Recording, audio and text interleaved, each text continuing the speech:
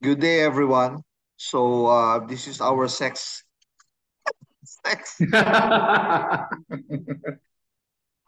Talagang inintay mag-record, no? Six episode. Six episode for the psychology channel. Well, the topic is quite serious, no? It's about the stages of mourning. The stages of mourning. And for the sake of clarity, no, allow me to, uh, yeah, our co-panelist for today is none other than my reliable colleague in the person of Mr. Mabulay. Mr. Mabulay, would you like to make your greetings? So hello everyone, magandang umaga, magandang gabi, at magandang araw ngayon, no? Kung kailan nyo man ito mapapanood. So yeah, it's nice to be back on your sixth episode. Yeah, we're targeting 100 episodes, so ang layo pa talaga natin. Nawala yung video mo, Eman. Opa, wait lang, Doc. Okay. So anyway, sige, let me Ayan. make the topic, no? The introduction to the topic. The topic is the stages of mourning. And for the information of everyone, yeah, the acronym is DABDA. Dabda. Denial, anger, bargaining, depression, and acceptance. No? So they say, which is quite validated by what a person, an individual goes through when somebody dear to them dies, that they go to these different stages. And the final stage being acceptance. No? Pero let's start with denial. Eman, your take on this. So technically, this is the very start, no, Doc, ng breakup or ng mourning. Kasi dito, magkakagulatan eh. Diba? Ito yung, let's say na out of nowhere, biglang may nangyari sa kanya or biglang the person called it off, no? So you're going to deny na, are you joking? Or baka mamaya pinaprank mo lang ako or you're just waiting for my reaction or what, no? That's also a form of denial na. Dinideny mo na baka mamaya hindi totoo. Or syempre, kung halimbawa, madalas kang nagbabasa ng mga Wattpad or ng K-drama, baka naman mamaya sabihin, madaan muna sa hilot or madaan muna sa usap, baka maging okay and everything. No? So, this is, why do we deny? Well, first of all, kasi defense mechanism natin to eh. Diba? This is our way to protect also ourselves no? For the bigger and incoming heartbreak. And Doc, you would like to add something? Stages of Doc, no. mourning often Yeah. refer to as the stages of grief, or the other term for that, no? This is a Yes. framework for understanding the emotional process that people typically go through when dealing with a significant loss. No? The most widely known model is, historically, is from the psychiatrist Elizabeth Ross. And these are the 5 stages. Pero you talk about denial, no? This is the first stage. The stage involves shock and disbelief, where one may struggle to accept the reality of the loss. More often than not, ha? Patay na siya. Di ba? No, Something mga like ganun, that. usually, yung parang kausap ko na siya kahapon ah. Oh, No? yeah. You cannot believe that the person died, no? And really, no, hindi nga, totoo nga, di ba? Usually, they even ask that particular question, no? So, Parang nakita ko pa denial. siya kanina eh, mga Yeah. ganung statement, no? Parang Okay last ba? time lang, saya-saya pa namin eh, di ba? Oo, mga ganun. The usual mga ganun. Unconsciously, So, it's denial. mm, you struggle to Right. accept the reality of the loss. The second stage is anger. As the denial fades, the pain of the loss leads to frustration and anger, which may be directed at others or to oneself. Sige, Sir Eman, your take on this. Ang take ko sa anger kasi, no, papunta na rin kasi ito sa bargaining kagad. Well, when it comes to anger kasi, it's either magagalit ka, anger out of guilt most of the time. Kasi parang ito yung, dito napapasok yung mga what if mo. No? Ito yung mga sayang hihinayang ka sa time, no? Sayang sana nagawa ko to, then it will turn out to be anger, na ma-frustrate ka. Kasi paano na ngayon? What's next, no? You have to start somewhere else na talaga. You have to start anew. Kasi nga, years, no? You've known the person for years, tapos biglang mawawala na lang, no? So it's like your investment biglang nawala at a blink of an eye. Then after that, no, magagalit ka. Syempre, from denial to anger, tapos papunta tayo sa, actually, next nito, di ba, yung bargaining letter B. So baka mamaya kasi napipreempt ko siya eh. But for anger kasi, ito yung most natural, ano natin, responses when we're at the stages of grieving, no? Kasi magagalit talaga tayo sa idols. Most of the time sa sarili natin na ano kaya ang mangyayari if iba yung naging ano natin, iba yung naging reaction natin, iba yung naging response mo on that situation, baka mamaya magbago pa or baka mamaya kasama mo pa siya. Am I right, Doc? Yeah. And then in addition, the frustration here is the anger that why does it have to be today? Why does it have to be this month? Ba't hindi na pinaabot sa December? Di ba? Ganun eh. Ba't hindi pinaabot ng birthday niya? Di ba? Ba't hindi pinaabot ng ano? Yung something to that effect. No? And you're frustrated. No?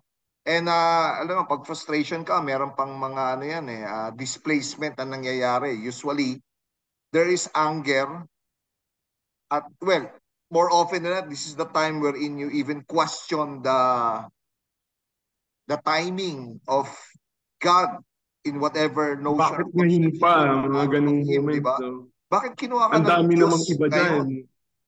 Di ba? Hindi pa nga ano eh. Hindi man lang siya umabot sa graduation niya. Hindi man lang niya natapos yung SEM niya.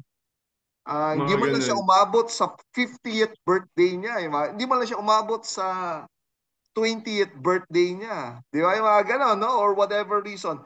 And because of that, you get mad. Di ba? Kakainis naman. Sayang naman. Di ba? But of course, philosophically, we don't even, I wouldn't even dare to dwell on religion, no? But you even question the Religion wisdom, itself, Doc. wisdom of God. Bakit ngayon, di ba? Pero ang tanong nga kasi, bakit hindi ngayon? Di ba? Bakit hindi ngayon? Di ba? So anyway, Actually, Doc, no, in terms of that, recently I've watched the film yung kay Marian Rivera yung sa sa Rewind, yung MMFF na yun nila. okay. Well, it's a good movie, no? If ever no, you've got time to watch. Well, spoilers na lang, 'di ba? Na namatay, may mamamatay doon. Pero yun nga, there's a part of anger na yung sobrang galit ni Ding Dong namatay si Marian sa character niya. Yung he even started to question religion himself and his faith hanggang sa bigla niyang nakausap daw si Lods. Then, well, that's another kwento for another day. No? Pero Oh, kitang-kita mo doon yung anger na naramdaman niya after the passing of Marian's character. actually, napanood Out ko of yan eh. guilt talaga. Napanood ko yan sa Netflix, no? Well, sige, I wouldn't want to venture into movie critiquing, no? Pero let's move forward towards bargaining. Pero let's make some comments on that. Now, bargaining in this stage, one may dwell on what could have been done differently and may make bargains with a higher power in an attempt to reverse the loss. But of course, once a life is already taken, it cannot be given back, di ba? Pero sa'yo, to your mind, there's a drama that transpires in your mind wherein there is the possibility of reversing the loss. But just like all the losses that occurred before us, kapag life once taken can never be given back. Di ba? Pag, Totoo yun. oo, pag binawi na yan, no? Unless there's a miracle, no? Pero ilan lang naman ang milagrong nangyayari sa ating buhay, di ba? And all, statistically, once it's taken, it's already taken. Hindi ba, Doc? Ano rin to, di ba? Ito yung parang buti na lang. Di ba bargaining yan? Buti Oo. na lang may ganito. Kasi ang dami kong, well, recently, no, ang dami kong nabasa saan sa Reddit na I've been browsing Reddit no, on my free time. So, ang dami kong nabasa na ano yung buti na lang nangyari nung pandemic, before mangyari yung pandemic or during pandemic.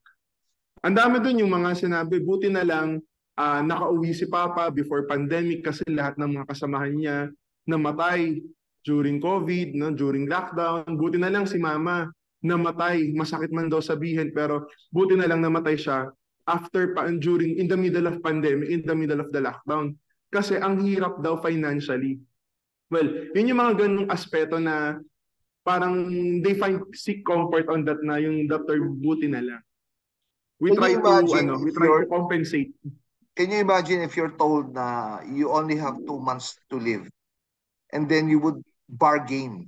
O sige, if death is really inevitable, sana mamatay ako weekend. Di ba? Or sana mamatay ako weekdays. Sana umabot ako ng fiesta. Sana umabot ako ng Labor Day. Sana umabot Mga ako ng ganun. araw ng kagitingan. Di ba? Sana mapanood ko man lang yung graduation ng anak ko. Di ba? I mean, these are all bargaining, no? Na truth be told, it's all for naught. Kasi you will be taken in the time that is most No one knows, technically. inconvenient to you, when you are So not the term ready. inconvenient drop. Oo, di ba? Yun nga eh. So let's move to the fourth one, no? Depression. Ayan. A deep, Well, deep. technically ito yung, ano, sige Then, daw, let me sige daw. first define first, no? Go, Depression here, go. for the stages of mourning, is a deep sense of sadness and despair that can set if the individual begins to confront the extent of the loss and its impact on their life. No? So yun yung depression, extreme sadness. Sige, go, Eman. Baka mamaya kasi maano nila to ha. Baka mamaya ma-take in context na to. Ay baka mamaya may ganito akong depression. May disorder na ako. Again, mahabang kwento yun no, if we're going to talk about Iba it. yung Pero, depression yeah. talaga tsaka sa Oo. depression ng namatayan. Sige, Iba go. yung clinically diagnosed sa depression just in case everyone. For this one kasi yung depression na for operational context kasi no. Ito yung parang namatayan nawalan. No, extreme sadness no. So yeah, no, after mo kasi mabargain, you're going to exhaust your emotion, yourself to the point of wala ka nang magagawa kundi malungkot ka na lang. Kasi that's the natural part na pain demands to be felt, no? Para mag-grow ka, para mag-heal ka, it demands to be felt. So ang dami talaga, no? It takes time, no? Yun nga lang, ito yung among all the processes, no? Among the dabda, si depression ang pinakamatagal na phase. Kasi it depends on the person, eh. Kung gaano niya katagal iaalis ang sarili niya on this phase. It will take, some will take it months, some will take it years, no? It depends on the person. So it's up to you, no? I know most of us, we are already experiencing this. We have already experienced this. So nakadepende talaga, no? At ito ang pinakamabigat at pinakamahirap ialis ang sarili. Well, the question here, if you are a listener that is currently on this phase of dabda, ano lang, ang sa akin lang is, the question is hanggang kailan mo ikukulong ang sarili mo, hanggang kailan ka mag-i-stay sa phase na yan. It's up to you, no? The, I will narrate my experience on this, no? When my mother died many years ago, yeah, there was sadness, but literally I did not cry. No, hindi man ako naiyak. Kasi, well, basta ano, it's saddening pero it did not make me cry. Pero alam mo kung saan, kailan ako naiyak? Of all places pa, doon sa klase ko, sa senior high school. When I was retelling that story and then all the emotion came back at me of what could have been, what could have been said, what could have I have done. And I was not really able to contain that emotion. At ako yung naiyak doon sa klase. So it really made me sad, no? That someone passed. That is, with so many issues left unresolved, so many things left unsaid na dapat man lang nasabi mo, di ba? Pero wala na eh. Death is so final, no? When the person, buti pa yung naghiwalay eh. Kasi pag naghiwalay, there's always the possibility of reconciliation. Pero, O kaya pwede mong sabihin kagad eh. namatay, it is so permanent. No? It's so permanent. You cannot really, unless you die along with the person or you follow that person in death, then maybe there's a possibility of some resolution, di ba? For whatever it is that's between the two of you. Pero, ang kamatayan kasi, ano na yan eh, it's a That's person it eh. moving into another phase, di ba? That you could only follow if you also experience that, which is, ironically, death, kamatayan. Di ba? No? Ikaw, Eman, namatayan ka na, no? Ako'y uli Yes, lang bro. na, no? Wala na ang father ko, wala na rin ang mother ko.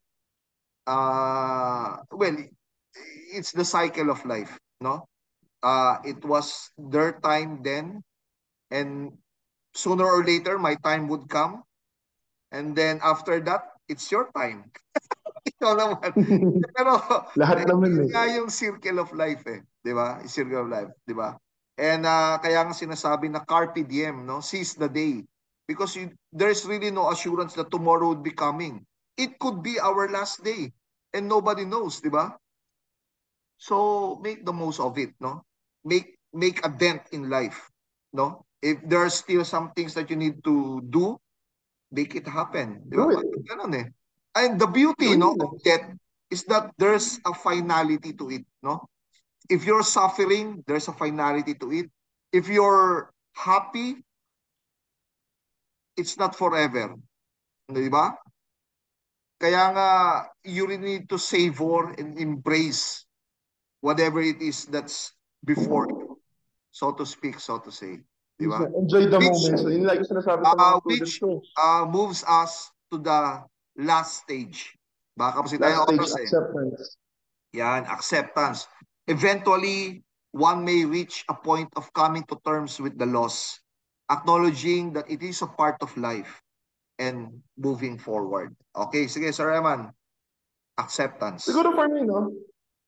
There's a fine line kasi between knowing na you've already accepted what happened or denial ka.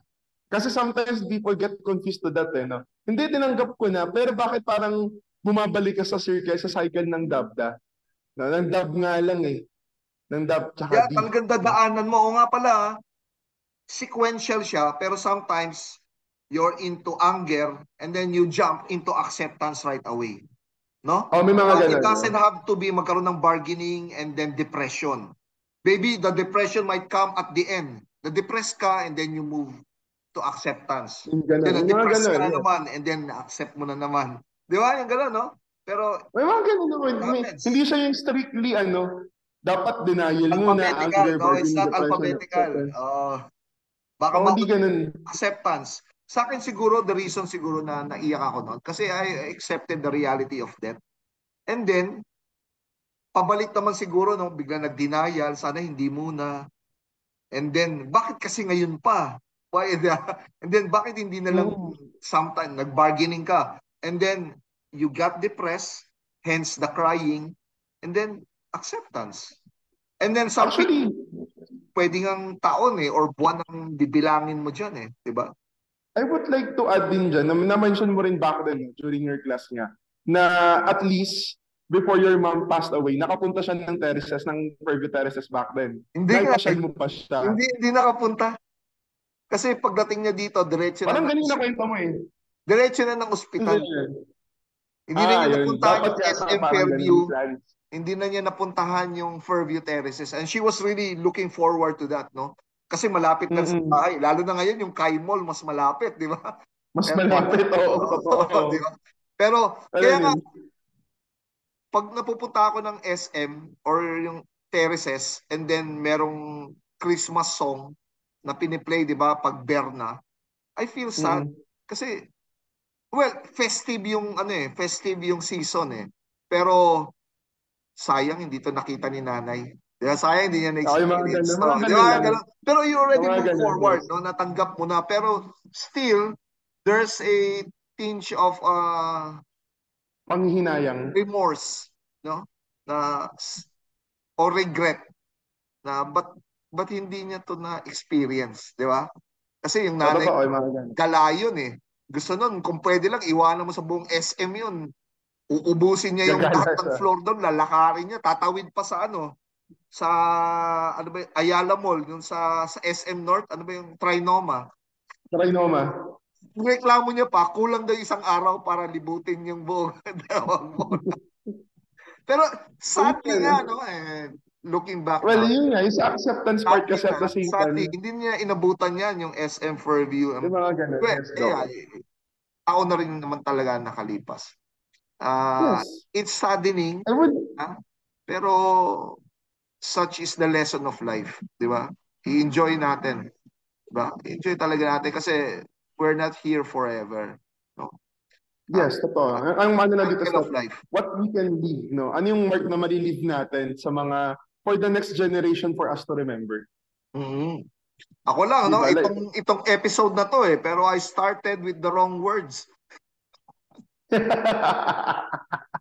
Pero actually, mukhang hindi naman kasi, tayo nag-edit So we'll simply upload this and then yes, so be it, di ba? Ganun lang tuloy siguro siya. yung immortality natin, no? Ayan yan si Stoke buhay pa, Ironic talking about Dabda.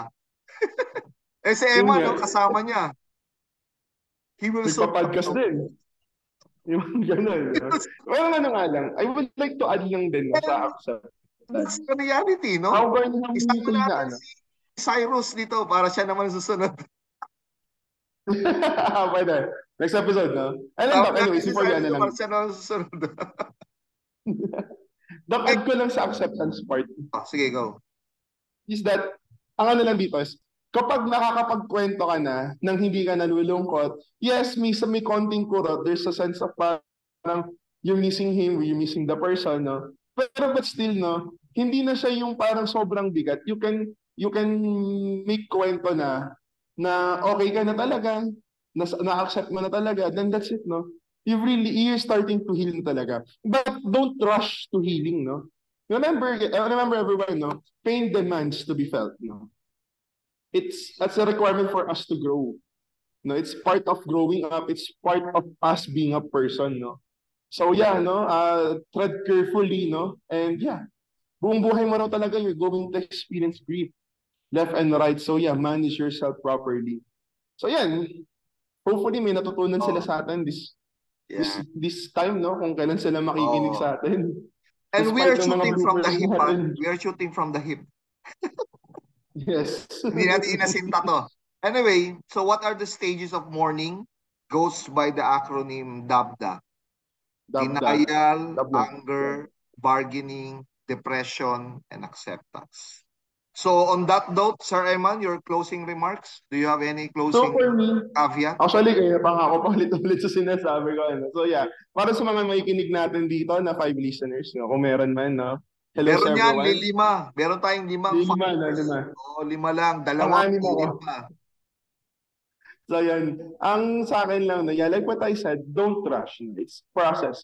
But again, hindi nga siya kailangang sequential. You can jump, no? It can be a mix and match, no? But again, at the end of the day, hanggang kailan? That's the question here. Eh. Hanggang kailan mo to hahayaan sa sarili? No? Baka mamaya kasi taon, dekada na lumipas, no? Hanggang ngayon, you're still mourning on that. It's up to you. Again. So, You need to what move forward. stops you and what stops And you to then by that grow? time siguro, meron na namang ibang namatay. And then Ang masama, yung source of grief mo, directed towards somebody else naman. yun nga eh. Ang masama kasi yung isang person tapos decades na, no? Yun yung mahirap, no? Talagang matinding processing ang gagawin sa kanila if ever. Pero yan, no? Hanggang kailan? That's the question. I would like to ask that, no? Hanggang kailan, no? So yeah, don't rush. Then take your time if ever. Sa ikaw, Doc, your thoughts? Hindi na. Ako na, I am very happy that we did this thing. We move on to the next topic. Sige. Sino kaya ang next na Will I panelist mo? close now? Maraming salamat po. Thank you, everyone. Opo, ingat po lahat. Salamat po ulit. So, enjoy, everyone. Thank you so Technology much. channel po ito. Be safe, everyone.